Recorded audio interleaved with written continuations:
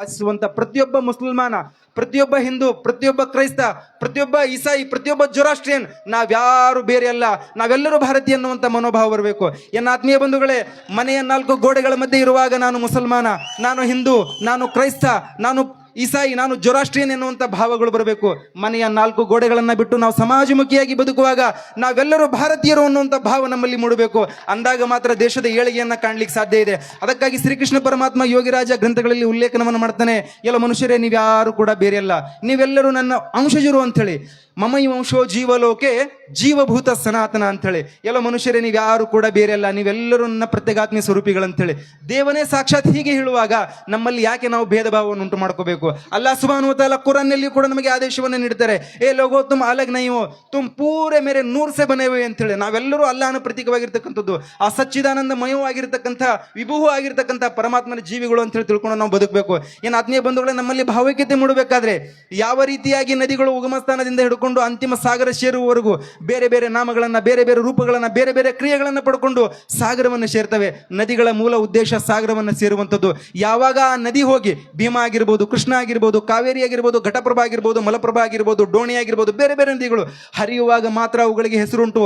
ಯಾವಾಗ ನದಿ ಹೋಗಿ ಸಾಗರವನ್ನು ಸೇರತ್ತಲ್ಲ, ಆ ಸಾಗರದಲ್ಲಿ ಇದೇ ನದಿ ಅಂತ ಹೇಳಿ ನಮಗೆ ಗುರುತಿಸ್ಲಿಕ್ಕೆ ಆಗುದಿಲ್ಲ. ಹಾಗಾಗಿ ನನ್ನ ಆತ್ಮೀಯ ಬಂಧುಗಳೇ, ಈ ಭೂಮಿಯ ಮೇಲೆ ಹಿಂದೂ, ಮುಸಲ್ಮಾನ, ಕ್ರೈಸ್ತ, ಜೊರಾಸ್ಟ್ರಿಯನ್, ಪಾರ್ಸಿ ಇವೆಲ್ಲವೂ ಕೂಡ ಪರಮಾತ್ಮನನ್ನ ಸೇರುವ ಪಥಗಳಿದ್ದಂಗ, ಮಾರ್ಗಗಳಿದ್ದಂಗ. ಯಾವಾಗ ಒಬ್ಬ ಮನುಷ್ಯ ಸದ್ದು ಅಂತಿಮವಾಗಿ ಪರಮಾತ್ಮನಲ್ಲಿ ಬೆರ್ತ ಅಂತಂತಂದ್ರೆ ಯಾವ ರೀತಿಯ ನಿಧಿಗಳನ್ನ ಸಾಗರದಲ್ಲಿ ಗುರುತಿಸ್ಲಿಕ್ಕೆ ಸಾಧ್ಯ ಆಗ್ಲಿಲ್ವೋ, ಹಾಗೆ ಏನು ಮುಸಲ್ಮಾನೋ ಏನು ಹಿಂದೂ ಅಂತೇಳಿ ಆ ಪರಮಾತ್ಮನ ಬಳಿಗೆ ನಾವು ಹೋದಾಗ ನಮಗೆ ಗುರುತಿಸ್ಲಿಕ್ಕೆ ಆಗುದಿಲ್ಲ. ಧರ್ಮ, ಜಾತಿ, ಕುಲ, ಗೋತ್ರ ಇದು ಶ್ವಾಸ ಇರುವವರೆಗೂ, ನಮ್ಮ ದೇಹದಲ್ಲಿ ಪ್ರಾಣ ಇರುವವರೆಗೂ ಮಾತ್ರ ಶಾಶ್ವತವಾಗಿ ಇರ್ತವೆ. ಎಲ್ಲಿ ಆತ್ಮ ಶಾಶ್ವತವಾಗಿ ನಿಂತು ನಾವೆಲ್ಲರೂ ಪರಮಾತ್ಮನ ಬಳಿಗೆ ಮೋಕ್ಷ ಅನ್ನುವಂಥದ್ದು ಕಂಡ್ವಿ, ಅವನಲ್ಲಿ ಬೆರಿತೀವಿ ಅಂತಂತಂದ್ರೆ ಎಲ್ಲವೂ ಅಳೆದು ನಾವೆಲ್ಲರೂ ಮಾನವರು ಅನ್ನುವಂಥ ಭಾವದಿಂದ ಪರಮಾತ್ಮನ ಬೆಳಿತೀವಿ. ಇಂಥ ಭಾವ ನಮ್ಮಲ್ಲಿ ಬಂತು ಅಂತಂದ್ರೆ ಇದಕ್ಕೆ ನಿಜವಾದ ಭಾವೈಕ್ಯತೆ ಅಂತ ಹೇಳಿ ಕರಿತೀವಿ. ಏನು ಆತ್ಮೀಯ ಬಂಧುಗಳೇ, ಧರ್ಮಗಳ ಮಧ್ಯೆ ಭೇದ ಭಾವವನ್ನು ನಾವು ಹುಟ್ಟಿಸಬಾರ್ದು. ಯಾವುದಕ್ಕೆ ನಿಜವಾದ ಧರ್ಮ ಅಂತೇಳಿ ಕರಿತೀವಿ ಅಂತಂತಂದ್ರೆ ರಸ್ತೆಗೆ ಬರುವಂಥದ್ದು ಧರ್ಮ ಅಲ್ಲ. ನಿಜವಾಗಿಯೂ ಧರ್ಮ ಅಂತಂತಂದ್ರೆ ಗ್ರಂಥಗಳಲ್ಲಿ ಉಲ್ಲೇಖನವನ್ನು ಮಾಡ್ತಾರೆ, ಯಥೋಭ್ಯುದಯಂ ನಿಶ್ರೇಯಸ ಸಿದ್ಧಿ ಸ ಧರ್ಮ ಅಂತೇಳಿ. ಯಥೋಭ್ಯುದಯ ಅಂತಂತಂದ್ರೆ ಒಬ್ಬ ವ್ಯಕ್ತಿಯ ಸರ್ವತೋಮುಖ ಏಳಿಗೆಯನ್ನ, ಅಭಿವೃದ್ಧಿಯನ್ನ ಬಯಸುವುದ್ರ ಜೊತೆಗೆ ಅಂತಿಮವಾಗಿ ಪರಮಾತ್ಮನಲ್ಲಿ ಆತ ಮೋಕ್ಷ ಹೊಂದಲು ಯಾವ ಶಕ್ತಿ ಆತನಿಗೆ ಸಾಥ್ ಕೊಡ್ತದೆ, ಯಾವ ಶಕ್ತಿ ಆತನಿಗೆ ಧೈರ್ಯವಾಗಿ ನಿಲ್ಲುತ್ತೆ, ಅದಕ್ಕೆ ನಿಜವಾದ ಧರ್ಮ ಅಂತ ಹೇಳಿ ಕರಿತೀವಿ. ಹಾಗಾಗಿ ಆತ್ಮೀಯ ವ್ಯಕ್ತಿಗಳೇ, ಯಾವುದಕ್ಕೆ ಧರ್ಮ ಅಂತ ಹೇಳಿ ಕರಿಬೇಕು ಅಂತಂತಂದ್ರೆ ವೇಷಭೂಷಣ ಪ್ರಧಾನವಾಗಿರ್ತಕ್ಕಂಥ ಧರ್ಮ ಅಲ್ಲ. ವೇಷಭೂಷಣ ಪ್ರಧಾನವಾಗಿರ್ತಕ್ಕಂಥ ಧರ್ಮ ಅಂತೇಳಿ ನಾವು ಕರೀಲಿಕ್ಕೆ ಆಗುದಿಲ್ಲ. ಯಾವ ವ್ಯಕ್ತಿ ನೈತಿಕವಾಗಿ ಬಿದ್ದಿದ್ದ ಅಂತಂತಂದ್ರೆ ಆತನಿಗೆ ನೀತಿ ಪಾಠ ಹೇಳಿಕೊಡುವುದರ ಮುಖಾಂತರವಾಗಿ ಸಮಾಜಮುಖಿಯಾಗಿ ಬದುಕಲಿಕ್ಕೆ ಅವಕಾಶ ಯಾವುದು ಮಾಡಿಕೊಡ್ತದೆ, ಅದಕ್ಕೆ ಧರ್ಮ ಅಂತೇಳಿ ಕರಿಬೇಕು.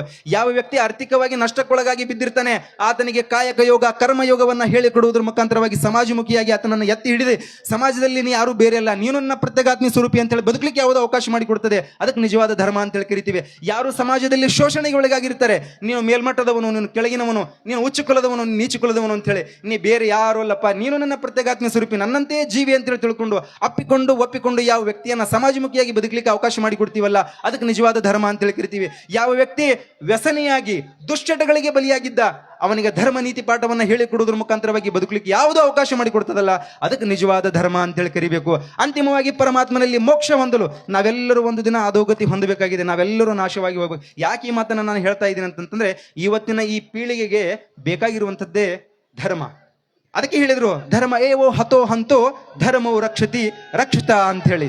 ಯಾವ ವ್ಯಕ್ತಿ ಧರ್ಮ ಸಂಬದ್ಧವಾಗಿ ನಡೀತಾನೆ ಆ ವ್ಯಕ್ತಿಯನ್ನೇ ಧರ್ಮ ರಕ್ಷಣೆ ಮಾಡತ್ತಂತೇಳಿ ವಿಶಾಲವಾಗಿ ಮಾತನಾಡಲಿಕ್ಕೆ ಅವಕಾಶ ಆಗಲಿ. ಇನ್ನೊಂದು ಸಲ ಈ ವೇದಿಕೆಯ ಮೇಲೆ, ಇಂಥ ವಿದ್ವತ್ಪೂರ್ಣ ವೇದಿಕೆಯ ಮೇಲೆ ಮಾತನಾಡಲಿಕ್ಕೆ ಅವಕಾಶ ಸಿಕ್ತು ಅಂತಂತಂದ್ರೆ ಖಂಡಿತವಾಗಿ ನಾನು ಮಾತಾಡ್ತೀನಿ.